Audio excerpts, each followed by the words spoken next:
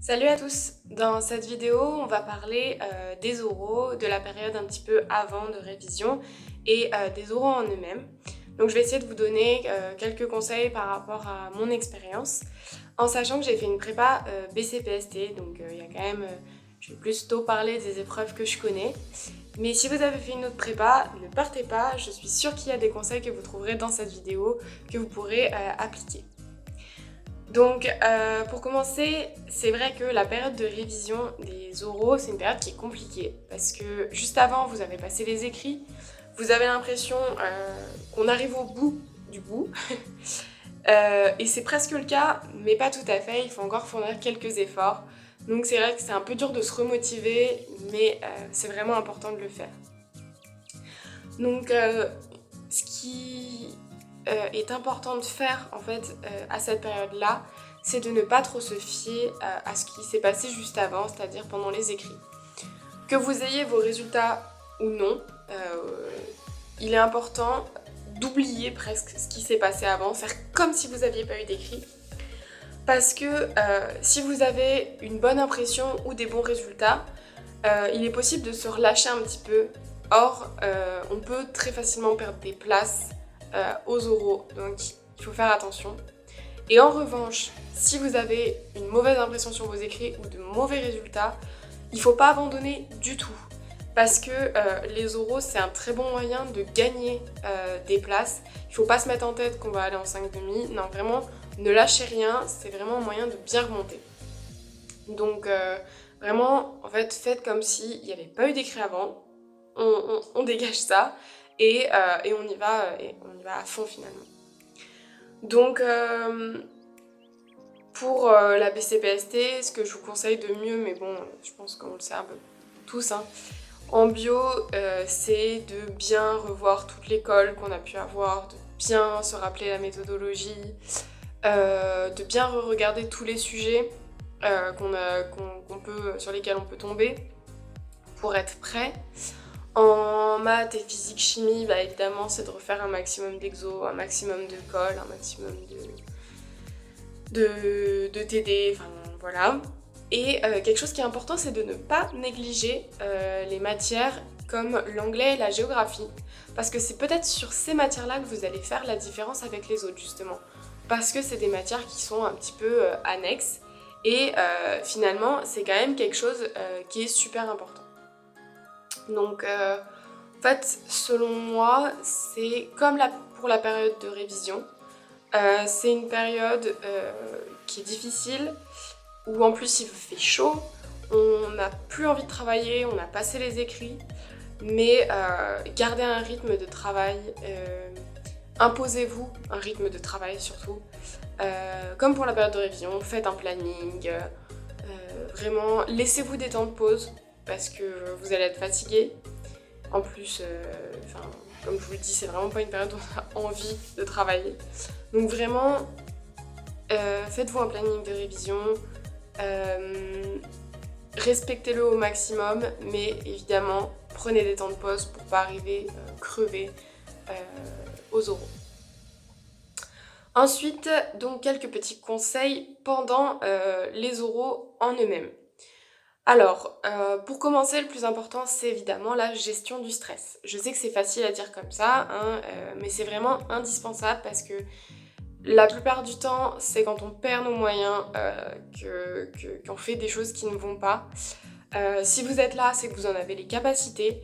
Donc, essayez de relativiser sur ce qui se passe et essayez de garder confiance en vous. Même si l'oral se passe mal, tant pis. Essayez de garder la face, quoi.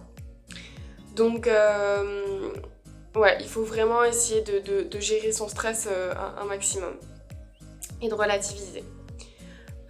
Essayez de ne pas vous appuyer sur les impressions, les réactions de l'examinateur. Pourquoi je dis ça ? Parce que des fois, on va tomber sur un examinateur qui est hyper sympa, qui est bien avenant, souriant, même à la fin de votre oral, et vous allez vous dire « super, j'ai réussi ». C'est pas une mauvaise chose de dire qu'on a réussi, hein, loin de là, mais ça peut vous jouer des mauvais tours, parce que c'est pas parce qu'une personne est sympathique qu'elle va vous mettre une bonne note. Au contraire, il y a des examinateurs qui sont très froids, très cassants.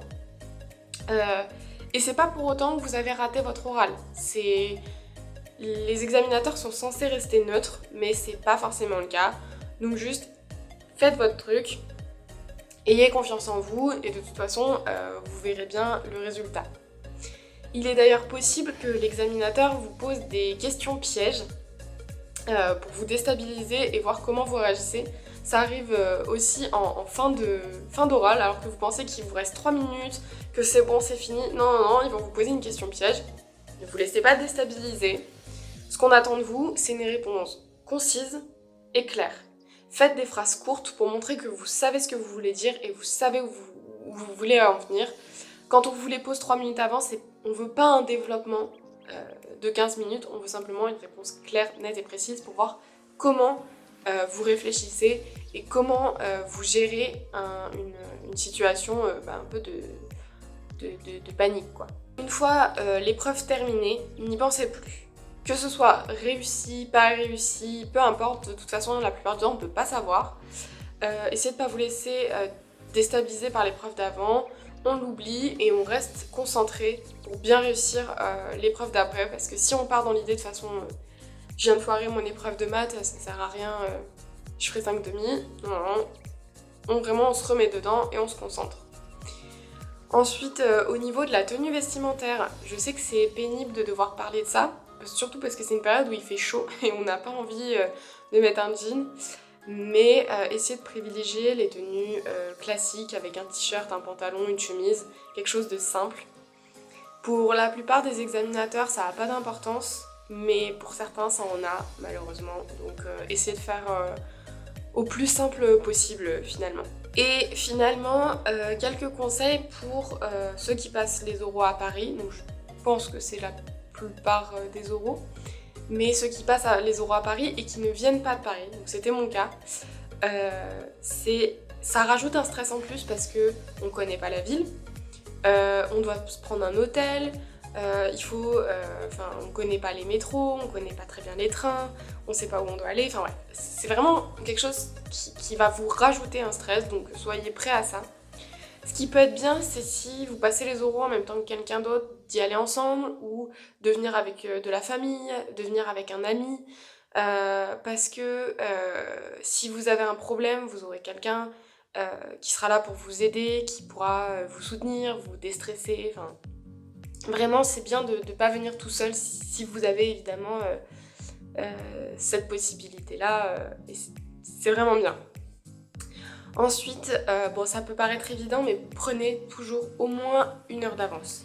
Vous ne serez jamais trop en avance. Il vaut mieux attendre devant la salle, quitte à, stresser, réviser un peu, enfin peu importe, mais il vaut mieux attendre qu'être à la limite d'être en retard, voire être en retard, et là vous allez totalement paniquer et ça peut beaucoup jouer sur votre façon de vous exprimer, de réfléchir. Donc prenez de l'avance, soyez sûr du moment où vous allez arriver, comme ça on stresse pas, puisque on n'est jamais à l'abri d'un retard de métro, d'un retard de train, de tram, enfin bref. Donc, prenez de l'avance. Pour conclure, simplement dire que les oraux, c'est une période qui va être stressante, où il va faire chaud, qui va vous déstabiliser parce que vous allez vous retrouver face à des examinateurs qui vont pas réagir de la même façon que vos profs, vous allez tomber sur des épreuves qui sont plus ou moins dures. C'est très aléatoire. Mais si vous en êtes arrivé là, c'est que vous avez les capacités de le faire, restez concentré, oubliez ce qui s'est passé aux écrits, oubliez chaque épreuve une fois qu'elle est finie, et ça va le faire. Voilà. Donc je vous souhaite bon courage à tous et on se voit dans une prochaine vidéo. Salut!